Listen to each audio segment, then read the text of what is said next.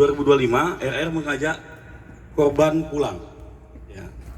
Setelah sampainya di rumah, sekira pukul 17.00, ya, RR mengajak kembali korban tersebut untuk kembali ke rumah ZM. Selama di rumah ZM, korban dan RR ini diajari tentang agama, pendalaman agama, bahkan RR mengikuti ritual yang diajari oleh ZM, ya, seperti meningkatkan mental, mata batin, mata gaib, bahkan transfer energi gaib. Ya, begitulah rutinitas yang dilakukan di rumah ZM oleh RR, ZM, dan korban tentunya ada di sana.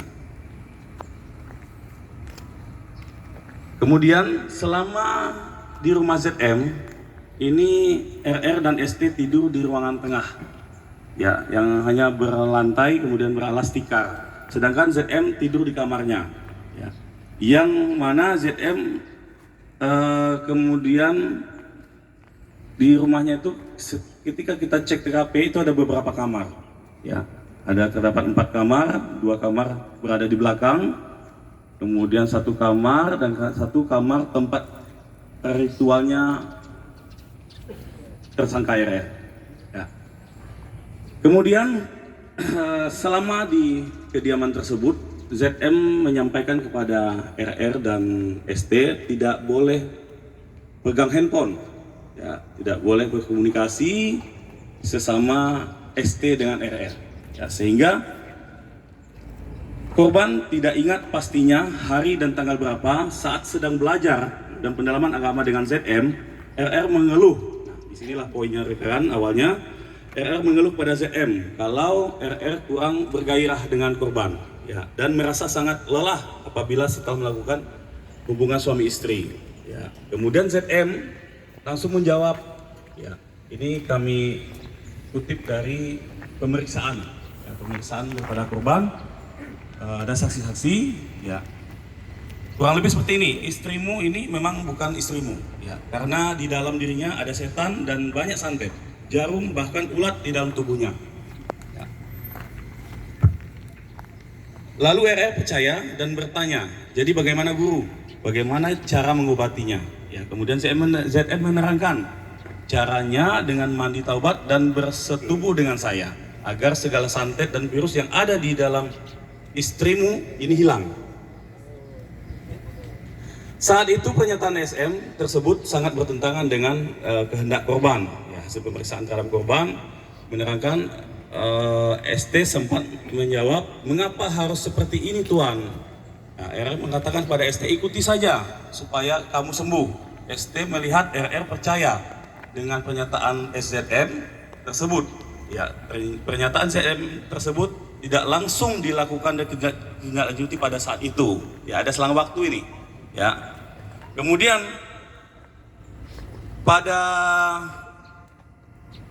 beberapa hari setelah itu, nah ini korban tidak ingat hari dan tanggalnya sekira apa, tanggal berapa. Namun jam pada saat itu menunjukkan 06.30 WIB.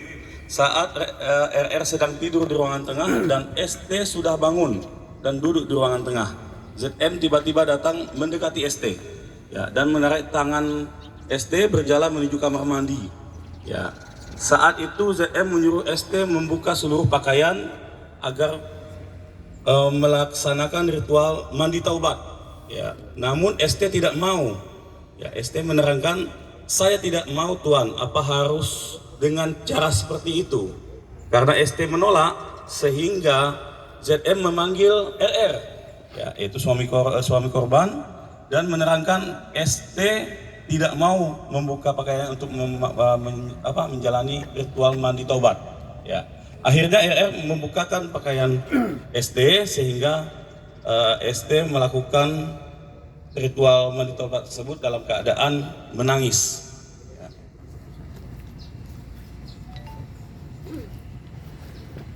Kemudian rekan-rekan, pada hari Jumat, ya, kronologis berikutnya, pada hari Jumat tanggal 21 Juni 2025 sekira pukul 01.00 WIB, RR sedang melakukan ritual uji mental di dalam kamar. Ya. Sedangkan ST berada di ruang tengah. Saat itu ZM menghampiri ST dan mengatakan, kamu itu sakit. Banyak yang menyantet dan mengguna-guna. Di dalam diri kamu banyak wabah penyakit. Jadi untuk menyembuhkan penyakit kamu itu harus bersetubuh dengan saya. ST menjawab, masa iya si Tuan kayak gitu? ZM kemudian, iya. Lalu ZM ada mengatakan, kamu adalah Khadijah. Kamu sudah menjadi istriku sampai langit ketujuh. Khadijah yang lemah lembut. Ya, ZM berulang kali mengucapkan hal tersebut dan dengan nada pelan dan perlahan seperti mensugesti, ya, sehingga ST terbawa suasana, tidak bisa mengendalikan diri. ST merasa antara sadar dan tidak sadar. Ini keterangan pemeriksaan hasil daripada korban ini ya, kan? ZM menarik tangan ST dan membawa ST masuk ke dalam kamar ZM. Nah, terjadilah di sana persetubuhan rekan. Ya. Kemudian ZM memberikan larangan kepada ST dan RR agar tidak berbicara satu sama lainnya. Ya. Lalu ST dan RR tidak boleh saling berdekatan dan melakukan hubungan suami istri. Sehingga ketika RR keluar dari ruangan ritualnya, ST tidak memberitahukan kepada RR terkait dengan persetubuhan yang dilakukan oleh ZM. Ya. Namun saat itu ZM mengatakan kepada RR, udah ya, sudah diangkat semua penyakit istrimu. Banyak pedang di perutnya, ada cacing berduri, banyak binatang di dalam diri istrimu, dan di kepala istrimu ada keris. Lalu RR menjawab, alhamdulillah Tuan. Dia pula ya. Habis ladang. Kemudian rekan-rekan pada hari Sabtu, tanggal 21 Juni 2025 sekitar pukul 11.00 WIB siang hari, saat RR dan ZM sedang belajar pendalaman ilmu, ZM mengatakan pada RR, ya, kalau mertua laki-laki ST atau ayah daripada RR menggunai korban dan mengirim sihir kepada ST, lalu ZM menyuruh RR untuk menemui mertua ST, yaitu orang tuanya sendiri, untuk tidak lagi menggunai ST. Setelah RR pergi, rekan ST tinggal berdua dengan SM, dan saat itu SM menerangkan pada ST, kamu itu sudah menikah secara batin dengan saya, yang sudah disaksikan Allah, Muhammad, dan penegak agama, dan disaksikan seluruh alam. Setelah itu ZM mengajak ST ke kamar dan ST ikut dengan SM karena ST tidak berani melawan. Karena di dalam rumah hanya ada ST dan ZM. Ya, terjadi persetubuhan berikutnya di dalam kamar tersebut. Ya. Kemudian keesokan harinya, Minggu tanggal 21 Juni 2025 sekitar pukul 02.00 WIB, RR ini melakukan ritual gaib di kamar biasa RR melakukan ritual tersebut. Ya. Sedangkan ST berada di ruang tengah. ZM mengajak ST lagi ke dalam kamar untuk melakukan persetubuhan. Ya, seperti saat persetubuhan pertama, ya, ZM ya, melakukan kegiatannya. Ya, ya. Kemudian rekan-rekan, pada hari Senin tanggal 23 Juni 2025, keluarga ST merasa curiga, ya, karena ST tidak bisa dihubungi dan merasa berobat yang dilakukan ST dan RR sudah tidak wajar karena menginap di rumah ZM terlalu lama, sehingga di hari itu sekitar pukul 13.00 WIB, ya, keluarga ST mendatangi rumah ZM dan menjemput ST. Saat itu ST terlihat diam, tidak cerita seperti biasanya, tidak ceria seperti biasanya, dan saat itu RR menolak ajakan keluarga ST untuk pulang karena pengobatan belum selesai. Tetapi keluarga tetap mengajak pulang dan ingin membicarakan masalah ini di rumah, melihat kondisi ST yang tidak seperti biasanya. Ya, kan? Karena keluarga ST memaksa dan membawa ST dan RR pulang, sehingga ZM mengizinkan RR untuk pulang bersama ST dan keluarganya. Setelah di rumah, ST menceritakan kepada keluarganya tentang apa yang dialami ST selama di rumah ZM. ST menerangkan keberatannya atas perlakuan RR dan ST sehingga SD dan keluarga melaporkan perkara tersebut ke Polsek Mandau.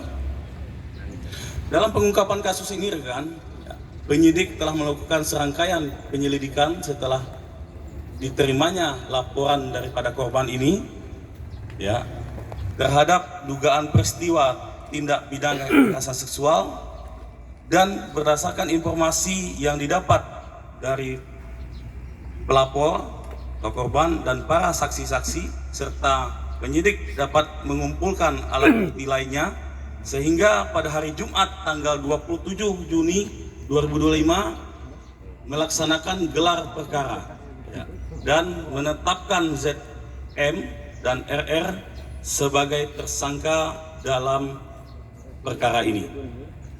Barang bukti yang berhasil diamankan seperti rekan-rekan lihat di depan, mayoritas dari bukti ini adalah pakaian daripada korban ya, pakaian luar, pakaian dalam ya. Kemudian ada handphone, kemudian ada ember ya, ada mangkuk juga ya. Pasal disangkakan kepada dua tersangka tadi itu yang sampaikan Pak Waka ya, pasal 6 huruf C junto pasal 15 huruf E terhadap ZN, dan terhadap RR pasal 6 huruf C junto pasal 15 huruf A Undang-Undang RI nomor 12 tahun 2022 tentang tindak pidana kekerasan seksual dengan ancaman hukuman penjara paling lama 12 tahun. Rekan-rekan, dalam hal ini Polres Bengkalis Polsek Mandau berkomitmen untuk melakukan penegakan hukum secara cepat, ya, tegas dan profesional, serta tuntas. Rekan-rekan, apabila ada laporan, ada permasalahan di masyarakat, ya, silakan datang ke kepolisian terdekat, dalam hal ini Polsek Mandau. Insya Allah tidak ada laporan yang tidak kita lanjuti. Rekan-rekan banyak yang bisa menempuh jalur. Japri ke saya juga bisa. Pak Wakapolres, Pak Kasat Serse, bahkan Bapak Kapolres juga pasti merespon. Kan? Selama ini semua perkara alhamdulillah dapat kita laksanakan, dapat kita selesaikan dengan kerjasama Polres, Satreskrim, dan Unit Reskrim. Ya, itu komitmen bersama dari Polres Bengkalis untuk segala situasi Kamtibmas yang ada di wilayah Bengkalis. Demikian